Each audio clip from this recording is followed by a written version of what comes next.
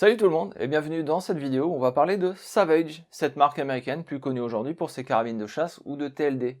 Mais est-ce que vous savez que Savage a proposé un pistolet qui a failli être adopté à la place du Colt 1911 et que Savage a fourni des pistolets comme celui-ci à l'armée française en 1915? Eh bien l'histoire commence avec Arthur Savage, dont la famille d'origine anglaise vivait en Jamaïque. Ils ont émigré vers les États-Unis en 1886 et en gros, il réalisait la conception de machines pour l'industrie textile. Et en 1887, il sort son premier brevet pour un fusil chambré en 45-70 pour les essais de l'armée britannique. De fil en aiguille, et après différents boulots, il retente sa chance avec les essais de l'armée américaine en 1892, qui adoptera le Krieger-Gensen. Mais cette obstination pour la réalisation d'une carabine donnera naissance à la Model 95, une carabine à levier sous garde avec magasin vertical qui a été fabriquée par Marlin. Il avait créé la Savage Repeating Arms Company en 1894 et il décide de monter sa propre usine en 1899 pour produire ce qu'il nommera la Model 99, son best-seller. Alors par chez nous, c'est une carabine pas si courante que ça et pourtant elle a été fabriquée jusqu'au début des années 80,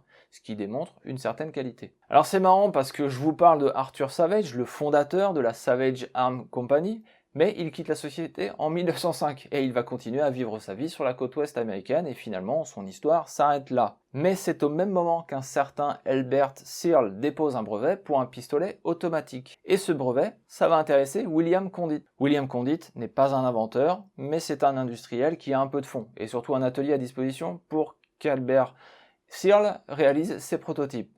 En gros, Condit a la thune mais pas d'idées, et Searle a des idées mais pas la thune. On est vers 1905-1906 et on est en pleine effervescence de ce qu'est le pistolet automatique sur le marché. En Europe, la FNR Stahl vend à tour de bras des petits pistolets en 7,65 grâce au brevet de John Moses Browning. Moser vend son C96, la DWM propose le 1900 et très rapidement le 1906, sachant qu'entre-temps la marine allemande teste le P04 en 9 para, mais aux États-Unis ce n'est pas la folie de l'automatique avec des marques comme Colt et Smith & Wesson qui sont très bien implantées dans le domaine du revolver.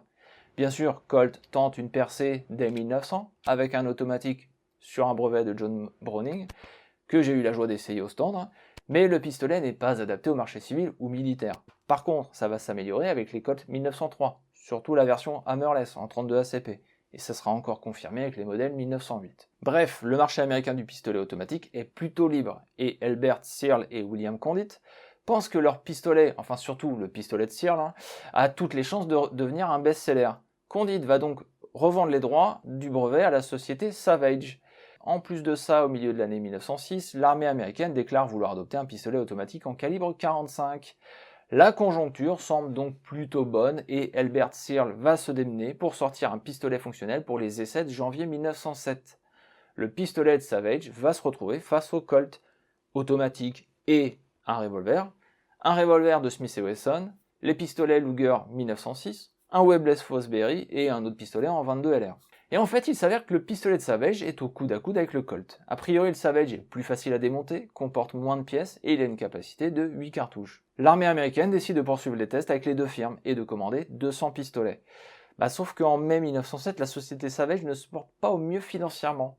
En fait, ils ne sont pas en capacité de fabriquer les armes. Et surtout, en face, ils ont Colt, qui peut se permettre de vendre à bas coût des armes d'essai, à seulement 25 $. Parce que Savage, eux, ne peuvent pas descendre en dessous de 65 $. Et oui, c'est l'équivalent de 2200 $ aujourd'hui. Bon, je ne parle pas de la DWM qui pensait prendre la place de Savage et de proposer un Parabellum en 45 ACP, mais Savage va essayer de rester dans la course en pensant que si ils investissent dans une ligne de production pour le pistolet en 45 ACP pour l'armée américaine, ce qui est risqué, car à ce moment-là, des tests, ils n'ont aucune certitude d'être pris, eh bien ils pourront amortir le coût en utilisant cette chaîne de production pour fabriquer les mêmes pistolets, mais en 32 ACP pour le marché civil. Et l'armée va payer les 200 pistolets à 65 $.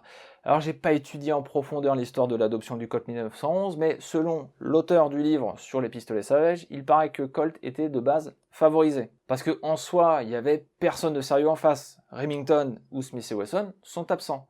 Et il est hors de question d'adopter un pistolet provenant de l'étranger. Il reste Savage qui fait figure d'outsider.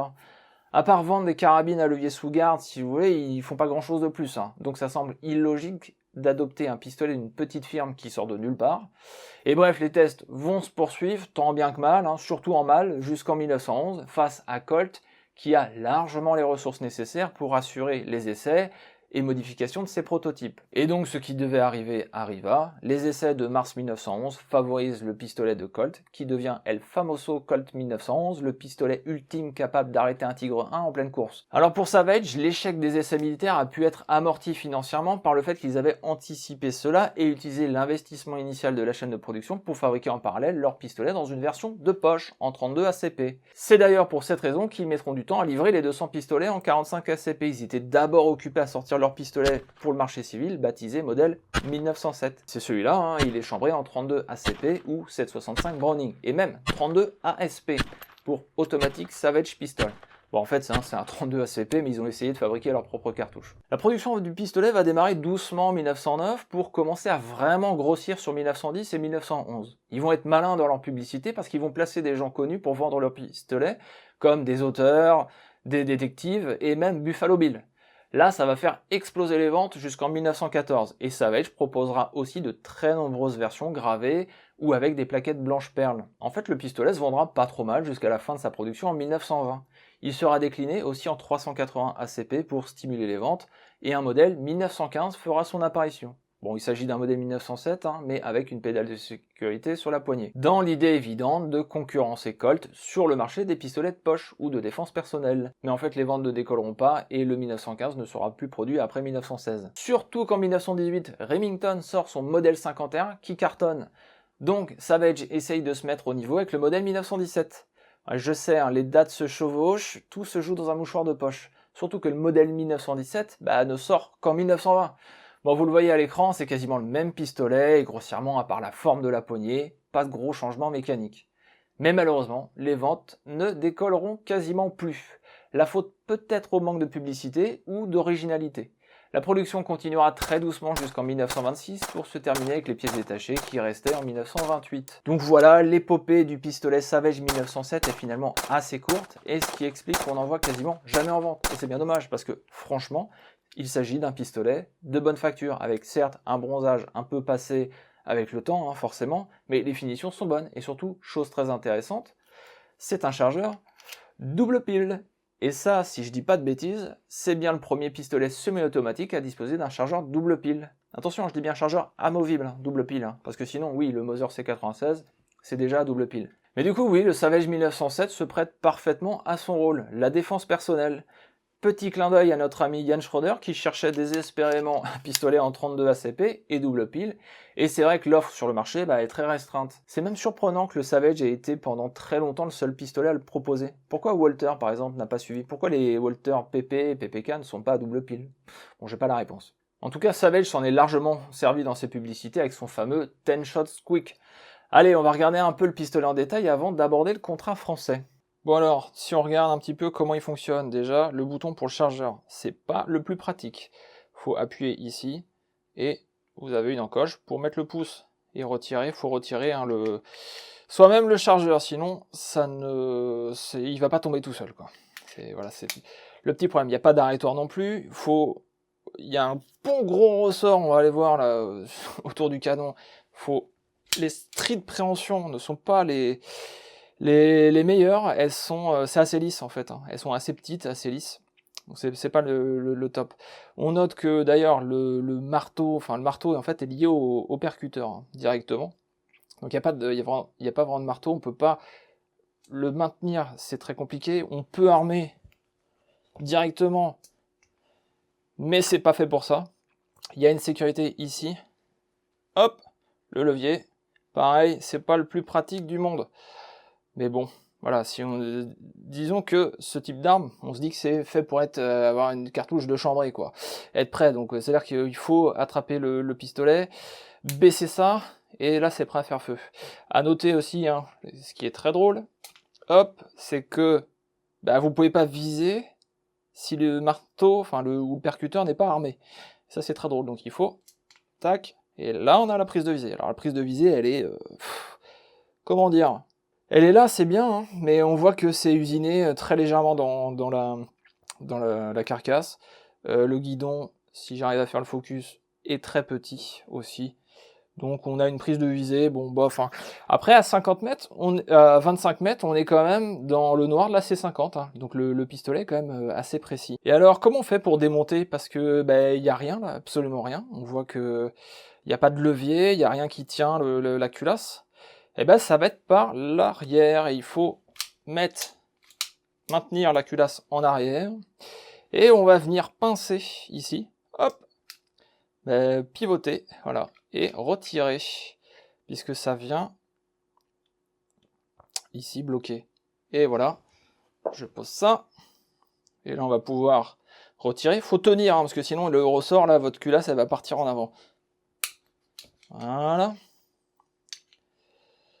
Le canon, il reste à son emplacement, et on a donc le ressort avec la partie canon. Je suis désolé, c'est très flou. Et on a le mécanisme de détente qui est assez rigolo. Et on voit bien dans la culasse cette rainure qui est usinée pour que il y ait cette rotation qui s'effectue. Si je le mets en place, donc on va bien avoir la rotation à chaque fois. Hop, ça va bien venir tourner. Voilà. Sinon, pour le remontage, ne faites pas la bêtise de le mettre dans l'autre sens.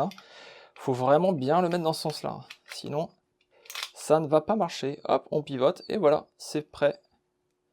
Alors on peut évidemment chambrer une nouvelle cartouche, lâcher la sécurité, ça va chambrer pareil. Voilà. Et en tout cas, un petit pistolet fort sympathique qui tient bien dans la main.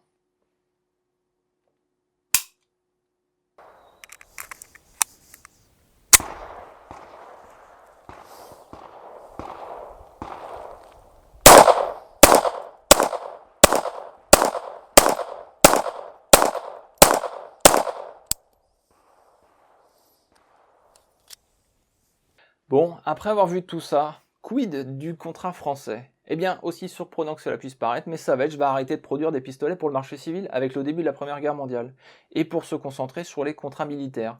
En fait, la production n'est pas très élevée, puisqu'il y aurait au grand max 40 000 pistolets de produits sur les 4 années de guerre.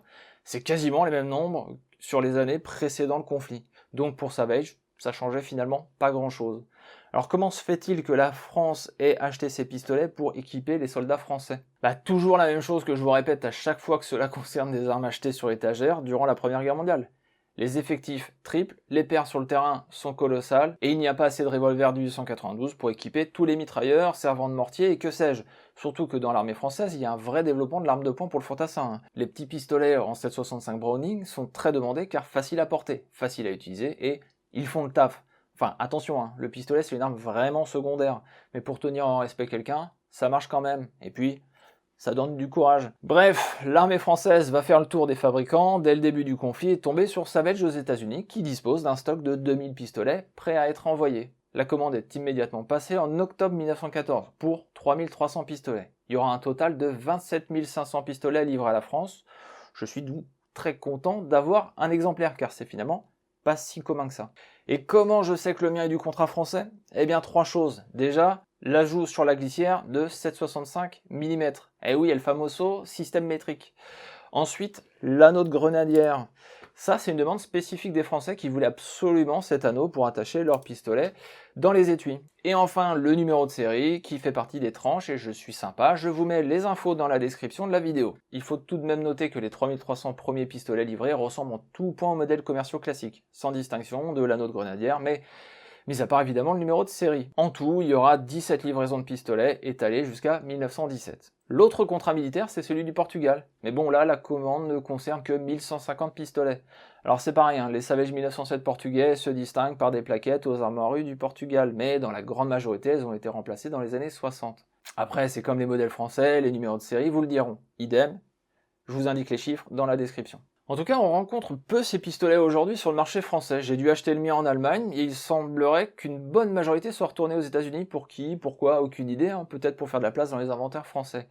C'est certainement un des pistolets les plus intrigants que j'ai pu avoir de l'armement réglementaire français de la Première Guerre mondiale. Un pistolet vraiment attachant, avec une ligne vraiment unique. Ah oui, concernant la marque Savage, visiblement après le modèle 1917, ils vont arrêter les pistolets pour se concentrer davantage sur les fusils, ce qui leur réussit très bien aujourd'hui.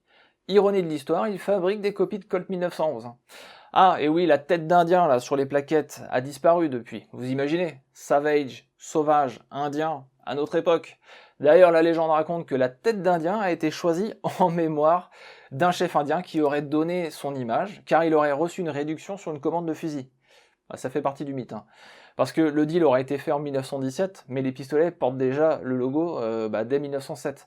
Bon bref, le logo a changé il y a 10 ans environ pour quelque chose de plus lisse. Une fois n'est pas coutume, je vous conseillerais le livre de Bailey Brower, qui est un bel ouvrage avec de très belles photos et une solide documentation sur le sujet. Tous les chiffres que je vous indique sont tirés de son livre. Merci d'avoir suivi jusque-là, n'hésitez pas comme d'habitude à liker, commenter, partager, ça aide au référencement et à soutenir mon travail. Et je vous dis à très bientôt.